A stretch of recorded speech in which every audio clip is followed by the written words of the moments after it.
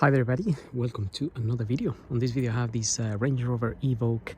This is a 2013 and we're just going to have a look at the location of the color code. So if you have a stone chip or something like a little mark like that and you want to touch up, you need your paint code or color code. So if you open the bonnet there, we shall find a plate somewhere here. Let me open this, and here we are. In this plate we have the code there, LRC 863, which is an Indios silver for this particular car. Other models, obviously, you have to look at the code for your color, which will be there.